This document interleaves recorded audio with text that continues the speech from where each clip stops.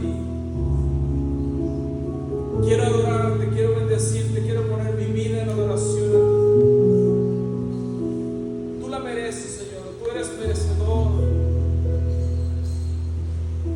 de toda mi adoración, de toda mi vida, de que todo mi ser se postre delante de ti, sin reserva, sin nada, Señor, lo que hay en mí. Todo, Señor, lo entrego a ti, Padre, en esta mañana. Y que sea tu palabra la que me transforme, que sea tu palabra la que enderece mis caminos.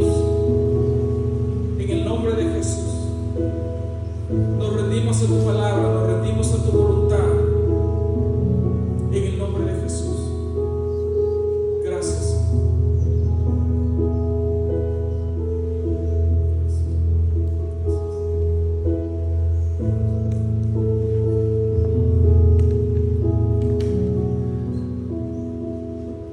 Amén. Gracias, Señor. Sí, Señor, nos rendimos a ti hoy, Padre. En el nombre de Jesús. Gracias, Señor. Te damos la gloria, Señor. Te damos gracias. Bendecimos tu nombre, Señor, en este día, Padre. Gracias, Señor. Gracias, Padre. Tú eres digno de nuestra oración. Y aquí estamos, Señor, adorándote, bendiciéndote. En el nombre de Jesús, Señor. Gracias, Señor. Gracias por tu palabra. Gracias, Señor, porque podemos adorarte. Tenemos el privilegio, Señor, de bendecirte y glorificarte, Señor. Gracias, mi Dios, por esta bendición tan grande que tú nos das. En esta hora, Señor, pedimos que tú tomes el control, Señor, de mi vida. Habla, Señor, a cada corazón en el nombre poderoso de Jesús, y que tu Espíritu Santo nos hable en esta hora a través de tu palabra, Señor, en el nombre poderoso de Jesús. Amén. Abra su Biblia. Le voy a invitar que abra su Biblia. Un texto, vamos a ir sobre varios textos, pero le voy a invitar que abra su Biblia hoy. Hay un texto,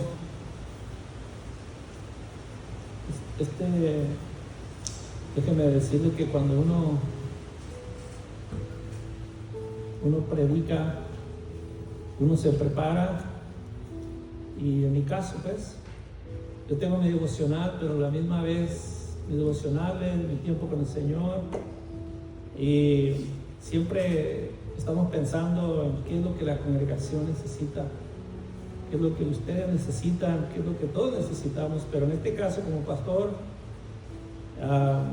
piensa uno y ora al Señor, qué es lo que la iglesia necesita. Y el Señor me llevó a Juan capítulo 16, verso 33. San Juan 16, verso 33. Y como alguien dijo,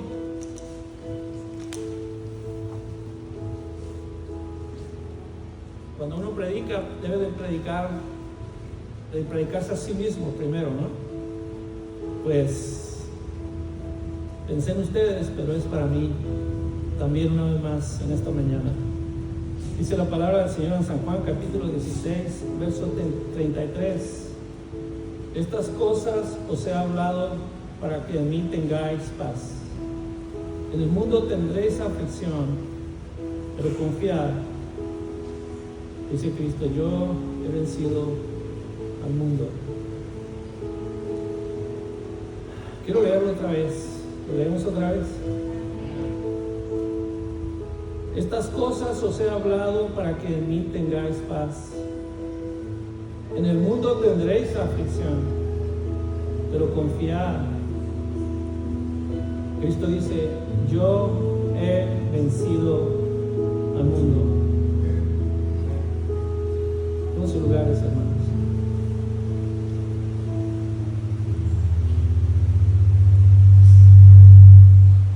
El sonido como que no está hoy están batallando, ¿no? Por algo está pasando, no sé, pero pongamos atención acá, ¿ok? Ahí los hermanos técnicos están batallando con eso y estamos orando para que el Señor nos ayude. ¿Cómo enfrentar las circunstancias en momentos difíciles? ¿Cómo enfrentar las circunstancias en momentos difíciles? Jesús había estado hablando con sus discípulos y les había dicho que ellos estaban tristes porque ellos sabían que Jesús se iría, y les dice que Él se va. Por fin aquí les habla claramente, ¿verdad? Y les dice, de aquí a un poco y no me verás más. Y ellos estaban tristes pensando qué pasará, ¿no? Pero también les dijo, todavía un poco y no me veréis, y de nuevo un poco y me veréis, porque yo voy al Padre. Los discípulos no entendían lo que Jesús estaba hablando, pero lo que yo quiero concentrarme en este día es que, y como le he puesto al mensaje, cómo enfrentar las circunstancias difíciles de la vida. ¿Todos tienen circunstancias difíciles? Todos las tenemos. Todos tenemos circunstancias difíciles en la vida. Este monitor tiene mucho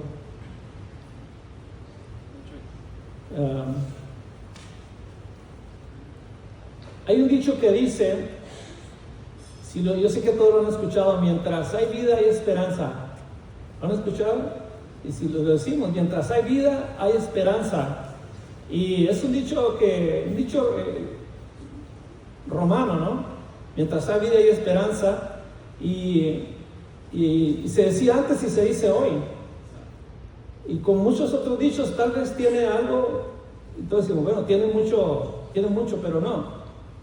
De verdad, en la verdad no es toda la verdad. Tiene algo de verdad, pero no garantiza que sea la verdad. Mientras hay vida, hay esperanza. No garantiza que sea la verdad. ¿Saben por qué? Porque no es el factor vida lo que determina la esperanza. ¿Entienden? No es el factor vida lo que determina la esperanza. ¿Ok? Si en la vida fiel, un creyente cristiano tiene una esperanza viva, pero si en una vida fiel, y si una persona no conoce a Cristo, no hay esperanza. Porque mientras hay vida hay esperanza, pero la vida continúa. La vida no se termina cuando el espíritu sale del cuerpo humano, sino que la vida continúa. Y por supuesto tiene algo de verdad, pero no es toda la verdad. Y cuando no es toda la verdad, entonces es una mentira. Y lo hemos venido repitiendo muchas veces, pero que quiero concentrarme en esta mañana, que usted vea qué es lo que es la vida fiel de un creyente cristiano, el que realmente nos da la esperanza. ¿Tiene esperanza usted? Claro, tenemos una esperanza porque vamos a enfrentar el mañana y hacemos planes, pero estamos haciendo planes solamente para nuestra vida aquí. ¿Qué acerca de nuestro futuro? ¿Qué acerca de la eternidad? ¿Qué acerca de lo que viene? Eso es lo importante. Primera de Pedro 1:3, Pedro le escribía a los hermanos y les decía: bendito Dios y Padre de nuestro Señor Jesucristo, que según su gran misericordia, y escuche, nos hizo renacer para una esperanza viva por Jesucristo, por la resurrección de Jesucristo de los muertos. La esperanza realmente que nosotros tenemos es en Jesucristo, y es por la resurrección de Cristo. Si Cristo fue un buen hombre y todo lo que Él hizo, pero si Jesucristo se hubiera quedado en la tumba, no tendríamos esperanza. Y sabe que aquellas personas que no conocen a Jesús como su Salvador personal, tienen esperanza solamente para esta vida, pero la otra, no hay esperanza. No hay esperanza. Jesucristo, la resurrección de Cristo selló, hermanos, la esperanza del cristiano fiel, de aquel que ha conocido a Jesucristo. Porque sabemos que Pablo decía la esperanza bienaventurada, cuando Jesucristo regrese, pero un día estaremos delante de la presencia del Señor, y entonces nuestra esperanza se va a convertir en una realidad completa. No que nuestra esperanza que tenemos hoy no sea real, es real, Pero entonces cuando le veremos cara a cara, entonces vamos a decir, valió la pena, ¿no? Pedro dirige esta carta, usted sabe, a los expatriados, a los hermanos expatriados de la dispersión, aquellos que habían sido dispersos cuando la persecución,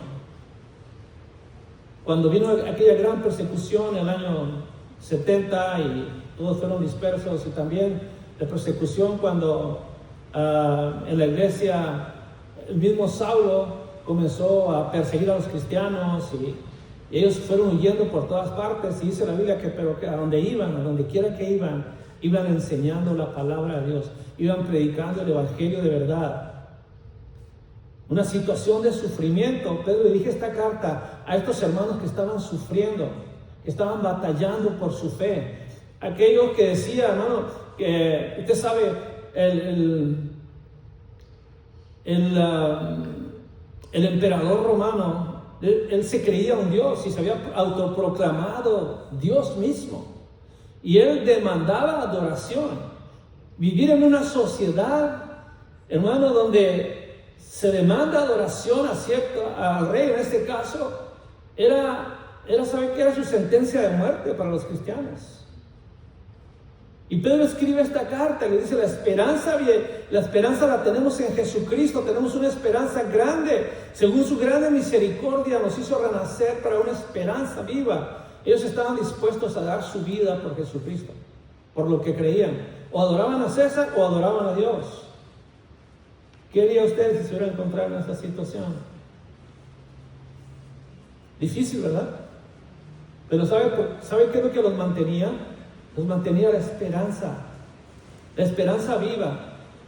Quiere decir que estaban dispuestos incluso a dar su vida por Jesucristo.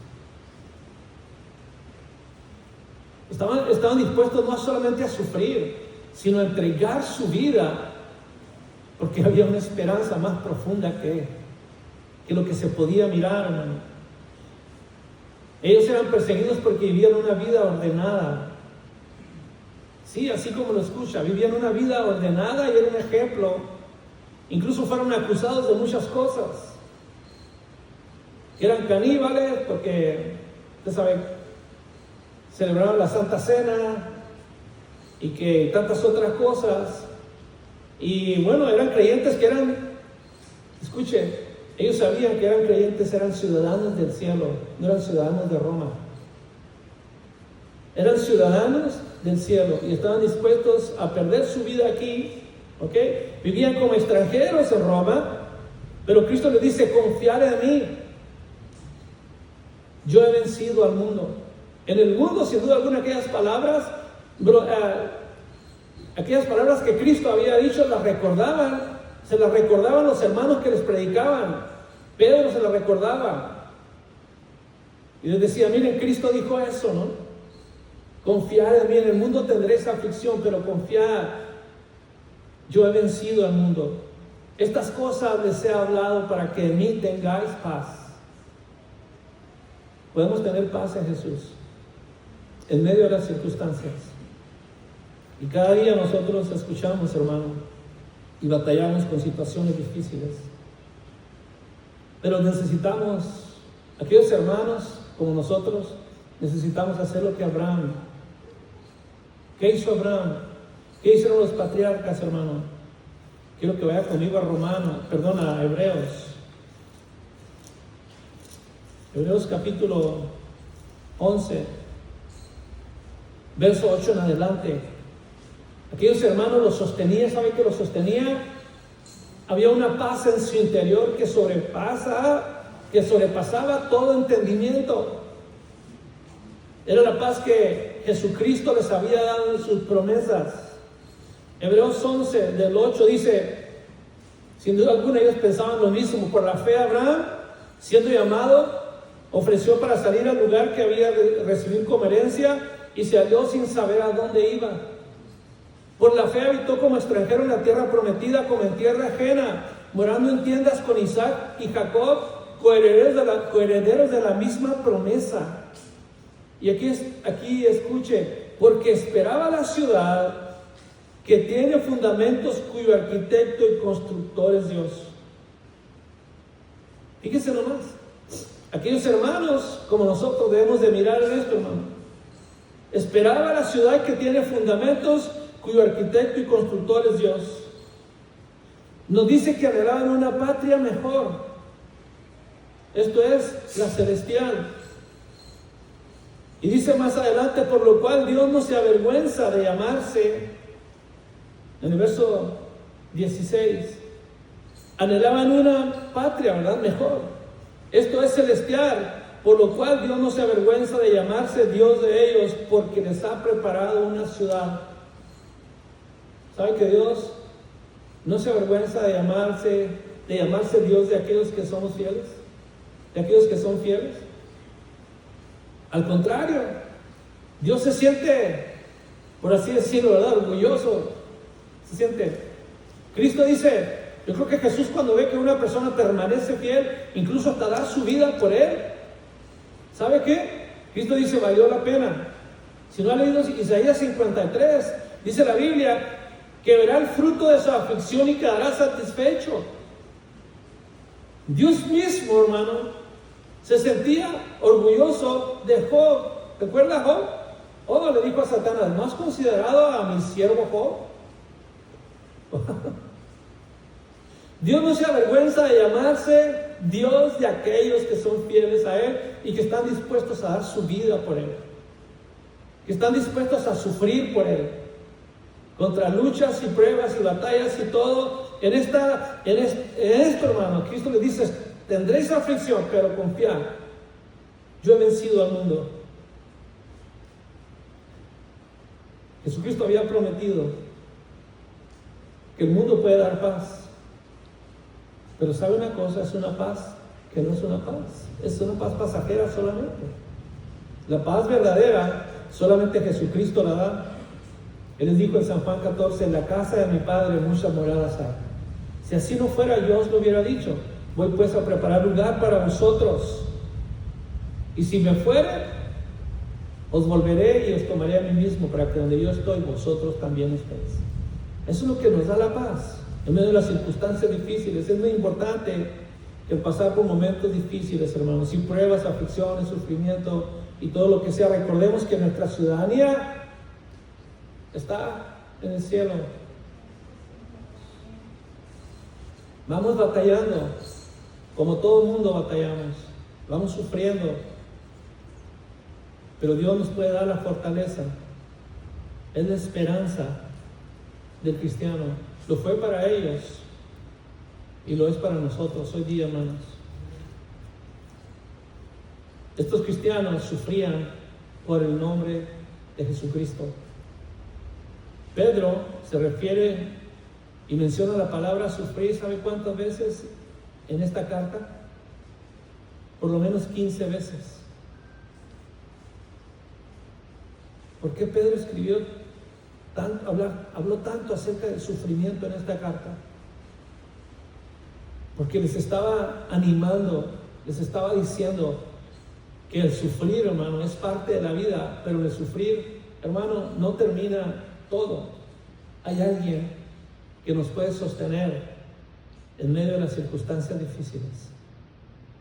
Isaías 43 dice, cuando pases por las aguas, cuando pases por el fuego, cuando pases por el río, Él promete estar con nosotros en medio del fuego, en medio de las aguas, en medio de los ríos embravecidos que la vida nos da.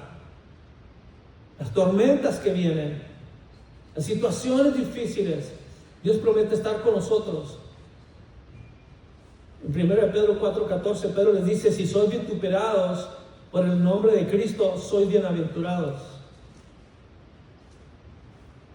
¿Cuántos de aquí no han sido vituperados o se han burlado de ustedes? Los han ridiculizado. El Señor dice, ¿saben una cosa? Ustedes son bienaventurados. Tienes que estar loco para pensar así, ¿no? La gente piensa, el mundo piensa. ¿Cómo? ¿Si estoy sufriendo o se están burlando de mí? ¿Que soy bienaventurado? ¿Que soy dichoso? ¿Que soy feliz? ¿Que soy bendecido? No, el mundo dice, no, estás loco, ¿no? Pero el Señor dice que somos bienaventurados. Dice, aquí está, dice, porque glorioso Espíritu de Dios reposa sobre vosotros. Ciertamente por parte de ellos Él es blasfemado, pero por vosotros es glorificado. ¿Sabe por qué? Porque entendemos que en los momentos difíciles, entendemos que las circunstancias difíciles, que todo lo que nos pasa no termina allí. El Espíritu Santo da testimonio a nuestro espíritu que somos hijos de Dios, dice la palabra, y eso nos fortalece, eso nos ayuda, eso nos da confianza, eso levanta nuestro espíritu. Todos estamos pasando por algo, ¿no? Todos pasamos por algo. ¿Cómo deberían ellos vivir o actuar ante tal sufrimiento? Primeramente debemos pensar en la eternidad, en lo eterno, en lo que vale la pena. Hermano, nosotros aquí estamos por un poco de tiempo. La Biblia dice que somos como la flor del campo. Hoy es y mañana ya no está.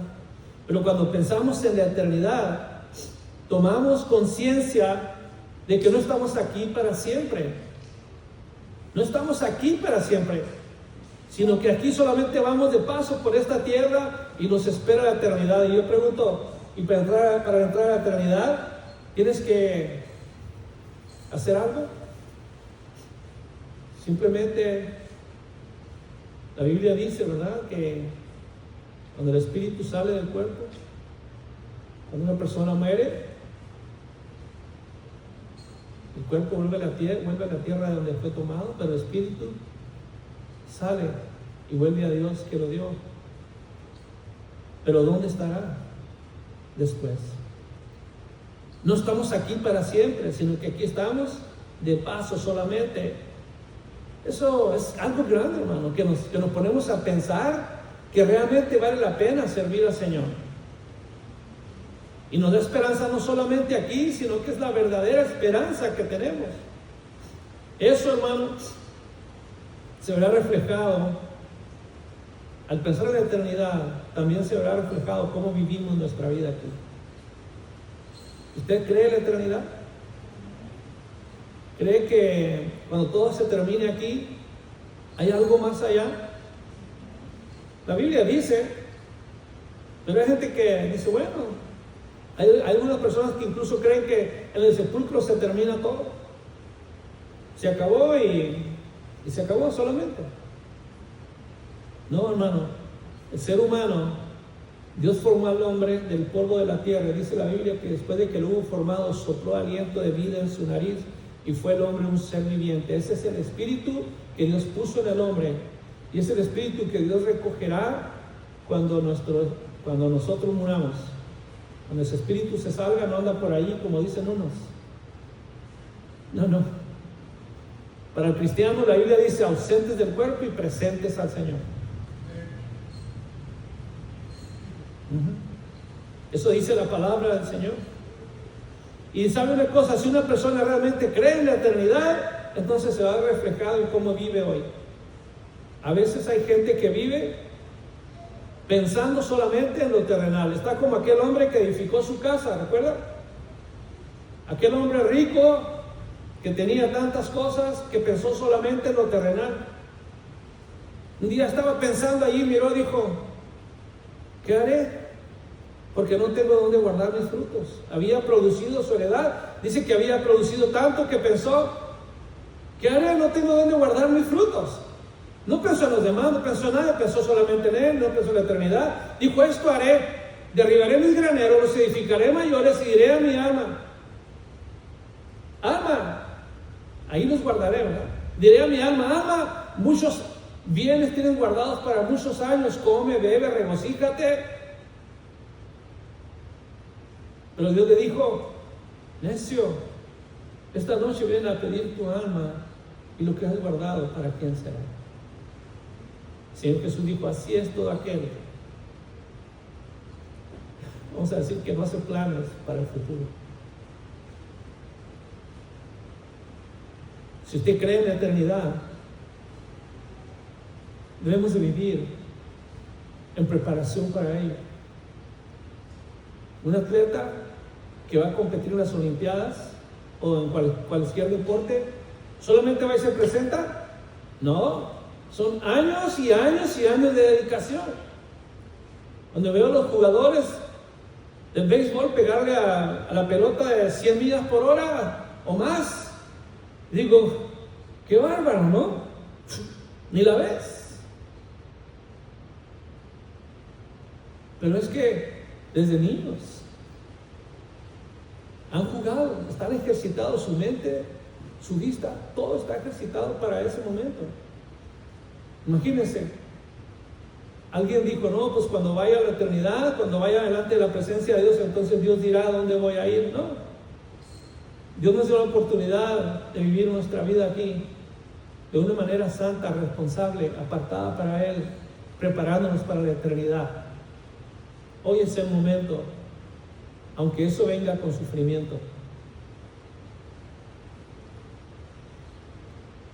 Si usted sabe que Jesucristo viene pronto, entonces querrá vivir una vida que agrade al Señor. Porque ya sea que regrese por nosotros en su venida, o que nos llame a su presencia. ¿Sabe una cosa? Como decía Pablo, hay que serle agradables en todo momento. Vivir para Él todo el tiempo. Pablo escribió en 2 Corintios 5, 9 a 10, por tanto procuramos también ausentes o presentes serle agradables, porque es necesario que todos comparezcamos ante el tribunal de Cristo. Y no me estoy saliendo del tema, simplemente le estoy tratando de decir que los sufrimientos que pasamos hoy, hermanos, el Señor tiene el control. El Señor tiene el control y sabe una cosa, es parte de la preparación para cada uno de nosotros. Dios promete estar con nosotros y eso nos debe de animar más que todas las cosas. Quiero darle 4 actitudes que un cristiano debe cultivar en esta vida, aún en medio del sufrimiento. La primera es una actitud firme contra el pecado.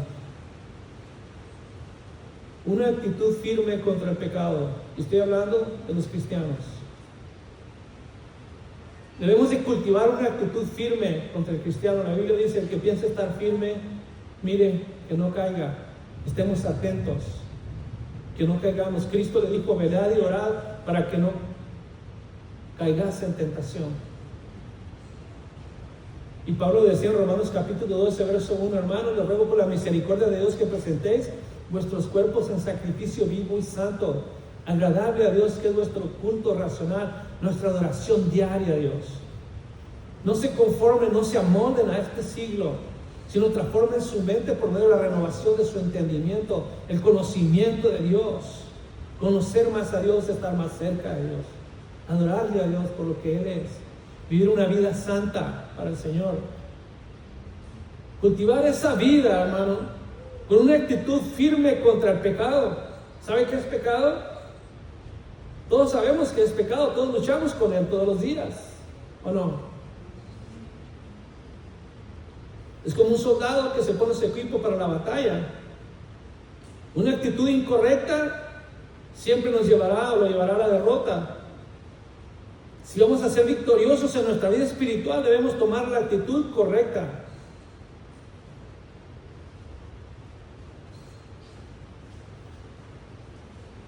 Con firmeza, con una determinación firme para agradar a Dios. Recuerdo una ocasión, porque a veces nos acostumbramos, recuerdo una ocasión, y fue la única ocasión en mi vida, que fui a un cine. Hoy se ha vuelto todo muy normal. Tal vez para hoy, para muchos de ustedes estoy hablando anticuadamente, porque ya eso es tan normal que se ha vuelto. Pero yo la primera vez que fui a un cine y la primera y la última, recuerdo que fui con un hermano mío. Él estaba en el ejército de México y fui a visitarlo. Yo estaba en el Instituto Bíblico, ahí en Chihuahua. Y fuimos, me dijo, vente, vamos al cine. Dije, no, yo no quiero ir al cine. Esas cosas a mí no me agradan, no me gusta ir al cine. Y insistió tanto, y fue, vente, vamos, y compró los boletos, y nos metimos, y compró los boletos, y me meto yo con él. Cuando entramos, estaba tan oscuro, que alguien nos tuvo que llegar con una linterna. Allí íbamos entrando al cine. Llegamos, nos sentaron allí y ya a poco momento yo casi podía leer un folleto que traía. Y dije, qué increíble. No podíamos ver, pero tan rápido nos acostumbramos, la vista se acostumbró. Y sabe una cosa, quiero decirles una cosa. Muchos cristianos viven así. Viven en la oscuridad y se han acostumbrado a vivir de esa manera. Es increíble que viven sus vidas tan acostumbrados a las tinieblas y se les hace muy normal. Pueden ir y hacer lo que les pega la gana, vivir sus vidas como si nunca hubieran conocido a Cristo o como si no conocieran a Cristo, y están acostumbrados a las tinieblas ya. Se les hace muy fácil, muy sencillo, se les hace como si nada, se les hace normal, porque están acostumbrados. Cuando Dios quiere que tengamos una actitud firme contra el pecado, el Señor dice, salid de medio de ellos y apartados de ellos, y yo os recibiré.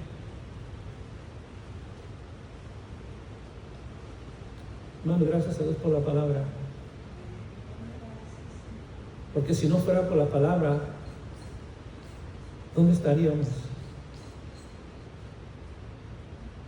Yo sé que lo que predico muchas veces les incomoda, a mí también. Pero no quiero que se entretengan, no han venido para que yo se entretenga, no soy payaso, soy un predicador. Soy un predicador de la palabra de Dios y les tengo que compartir con ustedes la palabra del Señor, porque la palabra del Señor un día me la va a demandar a mí. Tengo que compartirlos comenzando conmigo mismo.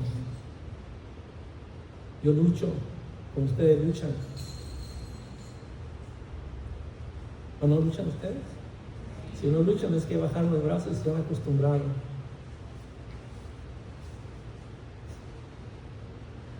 Tenemos que tener un lugar de una mente para desarrollar una actitud militante hacia lo malo. Un pecadito aquí, otro pecadito allá, y decimos que estamos bien. Está bien, no hay ningún problema, es un pecadito solamente. Alguien decía una canita al agua, ¿no? De vez en cuando. Una no es ninguna. Y uno daño, pues no hace daño. Es la actitud. La Biblia le llama pecado. Y la paga del pecado es muerte.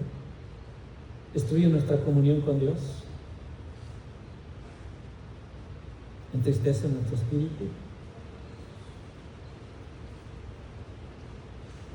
Hebreos 2:1, el escritor de Hebreos les advierte a los hermanos y les dice: hermanos, es necesario que con más diligencia atendamos las cosas que hemos oído, no sea que nos deslicemos.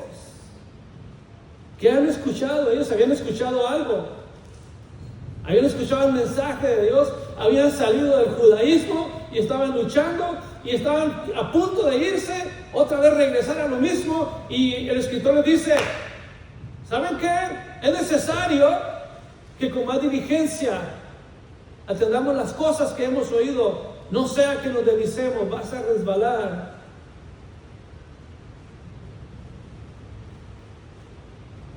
No hay nada más devastador.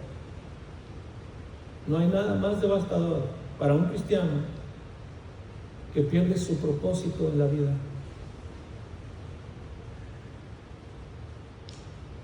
Qué triste. No hay propósito. Él piensa.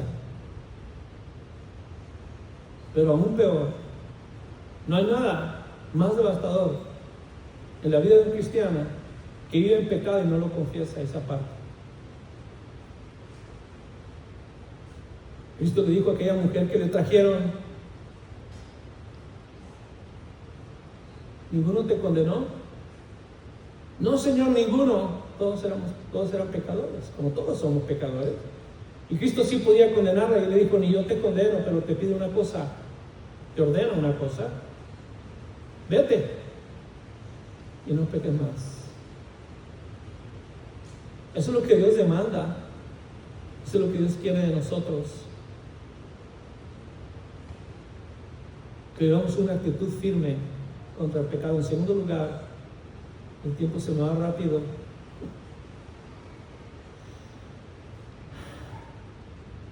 Ponernos a pensar lo que el pecado le hizo a Jesús. Debemos de tener una actitud pensando en lo que el pecado le hizo a Jesús. ¿Quién es Jesús para ti? Nosotros decimos que Él es el Señor. Él es el Señor de mi vida. Él es mi Salvador. Algunos quieren un Salvador, pero no quieren un Señor. ¿Quién es Jesús para ti? Algunos quieren un bebecito en Navidad solamente, pero no quieren un Señor.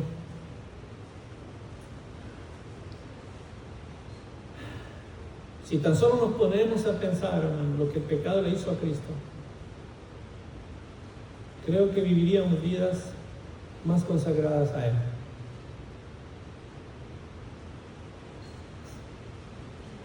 Isaías 52, el último verso, nos dice que de tal manera fue desfigurado a los hombres su parecer y su hermosura, que no había ninguna atracción en Él.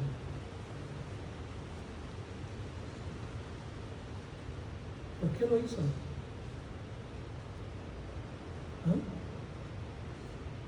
Por mí y por ti. Porque el pecado mata, el pecado destruye. Pecado, no había otra manera, no había otro precio que pagar. Nada podía comprar tu salvación.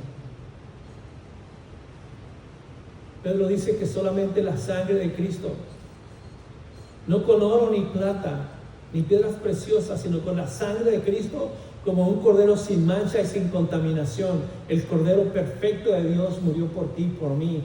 Tú y yo le costamos mucho a Dios, sí, la salvación para nosotros fue gratis, solamente por fe, porque por gracia somos salvos por medio de la fe. Esto no es de nosotros, es un regalo de Dios. ¿Y qué está pasando?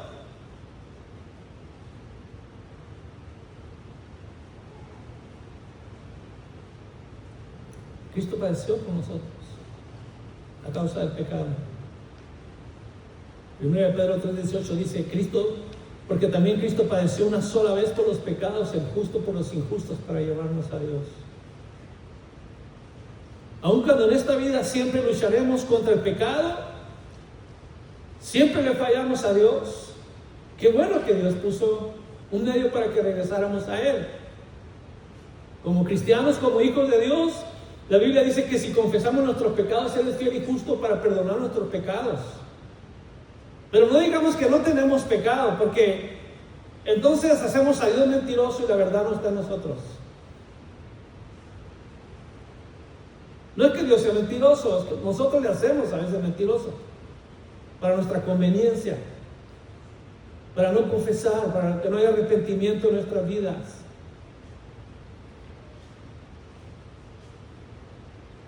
Siempre lucharemos con el pecado, pero nuestra meta no es quedarnos allí. Nuestra meta es clamar como Pedro: Señor, sálvame. O venir ante Él y voltear a ver a la cruz. Así como Pedro volteó a ver a Jesús cuando lo había negado. Y lloró amargamente.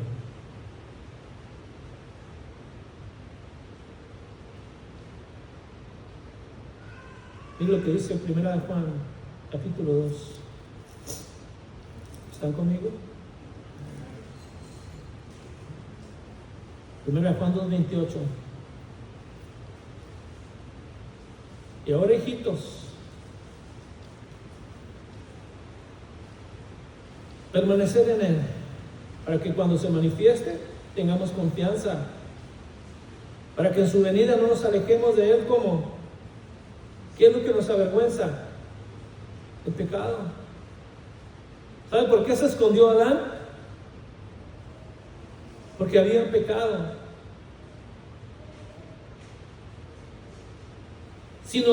Si sabéis que Él es justo, sabed también que todo lo que hace justicia es nacido de Él. Mirad cuál amor nos ha dado el Padre, para que seamos llamados hijos de Dios. Por eso el mundo no nos conoce, porque no le conoció a Él. Amados, ahora somos hijos de Dios y aún no se ha manifestado lo que hemos de ser, pero sabemos que cuando Él se manifieste seremos semejantes a Él, porque le veremos tal y como Él es. Y todo aquel que tiene esta esperanza, escuche, se purifica a sí mismo, así como Él es puro. El verso 9. Todo aquel que es nacido de Dios, ¿qué? No practica el pecado,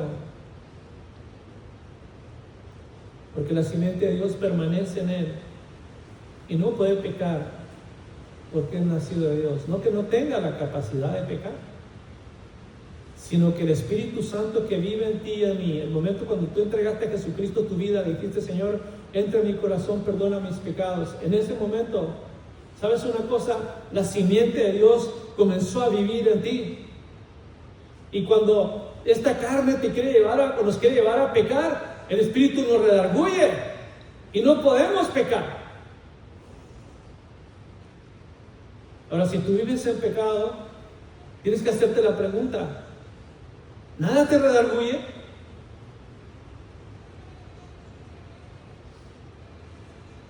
Y si la simiente de Dios, el Espíritu Santo que vive en ti, no te redarguye, entonces tienes que nacer de nuevo, porque no has nacido de nuevo.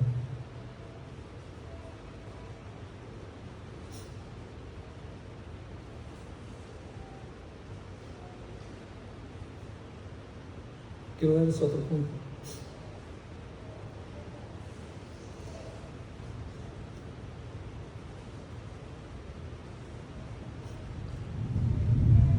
Quiero que vaya conmigo 1 Pedro 4, capítulo 1 Pedro 4, 2, regresando un poquito.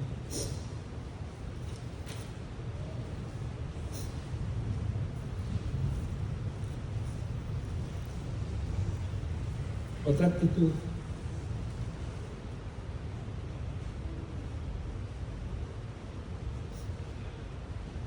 Primera de Pedro 4:2 dice la palabra del Señor de esta manera. Bueno, vamos desde el verso 1. Puesto que Cristo ha padecido por nosotros en la carne, vosotros también armados del mismo pensamiento, pues quien ha padecido en la carne terminó con el pecado, para no vivir el tiempo que resta en la carne conforme a las concupiscencias de los hombres, sino conforme a la voluntad de Dios. Todos tenemos amigos aquí, ¿verdad?, que no conocen al Señor. Todos tenemos, ¿sí o no? Pero Dios quiere, hermanos. Dios quiere. Nosotros hemos salido de allá y ellos han visto que hemos salido de allá, que ya no hacemos las cosas que hacíamos antes. Y siempre me recuerda a mí. Siempre me recuerda a mi vida, a mi propia vida. Cuando comencé a crecer y comencé a jugar deporte, porque también jugaba deporte. Me gustaba el béisbol, me encantaba el béisbol. Y la mayoría de esos jóvenes no eran cristianos. Y cuando ellos iban a hacer algo o iban a decir algo, gracias a Dios, porque gracias a Dios porque a menos respetaban. Adrián, usted no venga para acá. Vamos a hablar cosas que usted no debe de oír. Y bueno, gracias, no bueno. Y a veces, pero a veces, otras veces me sentía excluido, hacían cosas y yo me sentía excluido. Y algunos se burlaban y otros hacían, bueno, se burlaban de mí, ¿no? Pero ¿sabe una cosa? Aprendí una cosa. ¿Se acuerdan lo que dijo Pedro y Juan? Aquellos que nos enfrentaron cuando sanaron a una persona. Es mejor obedecer a Dios antes que a los hombres. Es mejor hacer la voluntad de Dios. No importa, aunque tengamos que sufrir el rechazo de las demás personas, de los que no conocen a Cristo. Es mejor hacer la voluntad, disfrutar de la voluntad, de la presencia de Dios. Hermanos, si usted entiende que es mejor obedecer al Señor antes que a los hombres, usted no perderá el tiempo que le queda desperdiciándolo en cosas que no valen la pena. El hacer la voluntad de Dios, Cristo mismo dijo, me ha agradado. Es una bendición, hermanos, hacer la voluntad de Dios y permanecer ahí.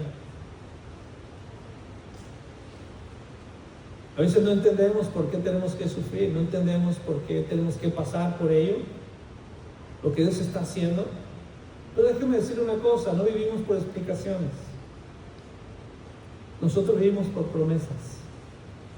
Usted fue llamado y Dios le dio una promesa. Donde yo estoy, tú vas a estar.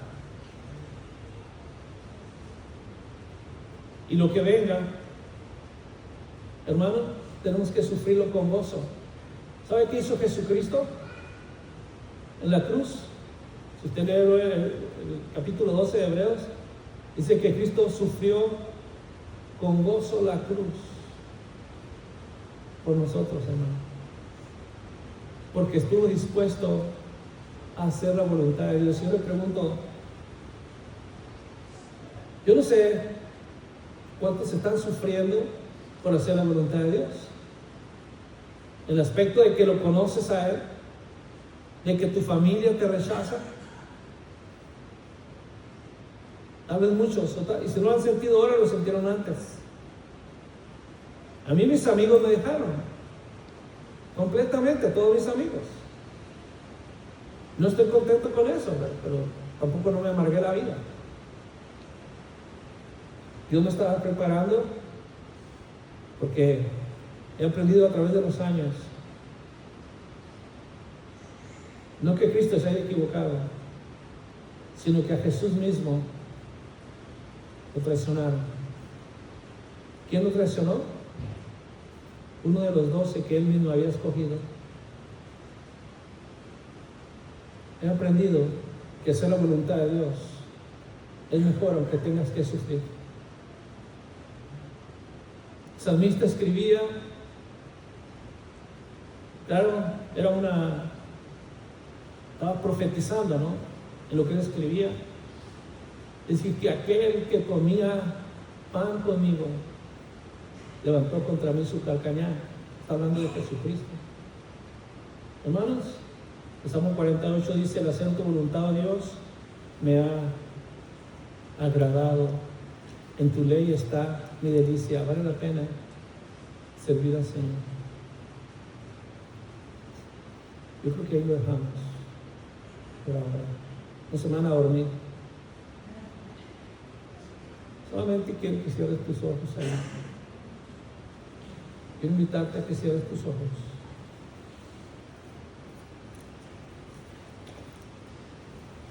Quiero que medites junto conmigo.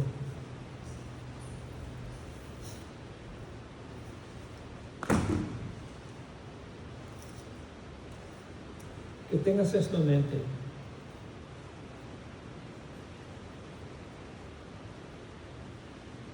Dice la palabra del Señor así, con tus ojos cerrados.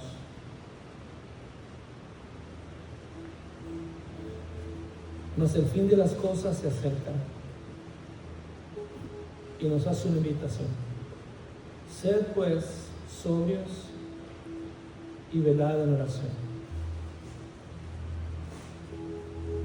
Sed pues sobrios y velad en oración. Y luego volviendo a Juan capítulo 16, verso 33. Estas cosas os he hablado para que en mí tengáis paz. En el mundo tendréis aflicción, pero confiar. ¿Confiar en quién? ¿En quién estás confiando? Se nos hace una invitación a que confiemos en Él. Dice, confiad, yo he vencido al mundo. Las aflicciones del tiempo presente, dice Pedro, no son comparables, Pablo dice, con la gloria venidera que nosotros ha de manifestarse. ¿En quién está confiando? ¿En quién has confiado? Mis hermanos, en esta mañana solamente habla con Dios. Señor, te damos gracias en esta hora. Te damos gracias, Señor, por tu palabra, porque nos fortalece, nos anima, también nos reta a que vivamos una vida consagrada a ti. Y también nos dice que debemos de sufrir, Señor. Ayúdanos, porque esto parece un contraste como que no es lógico, Señor, para nosotros. Pero cuando entendemos que tú estás con nosotros, que tú nunca nos dejarás y nunca nos desampararás, podemos descansar en tus promesas, aunque a veces no entendamos, aunque se nos explique con palabras. Tu Espíritu da testimonio a nuestro espíritu de que somos hijos de Dios y que estás con nosotros todos los días hasta el fin del mundo. Señor, gracias. Te amamos, Señor, y te bendecimos. Te adoramos, Señor. Bendecimos tu nombre en esta hora.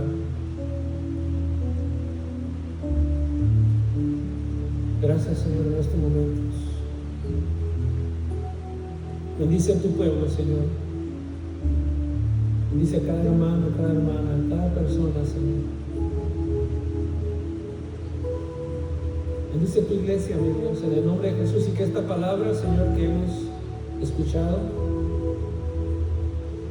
no se quede simplemente ahí, sino que dé fruto, Señor. Séllala en nuestro corazón y que podamos practicarla para que tu nombre sea glorificado y para bendición de nuestra vida, Señor. Te amamos y te bendecimos, Señor. Gracias en el nombre de Jesús.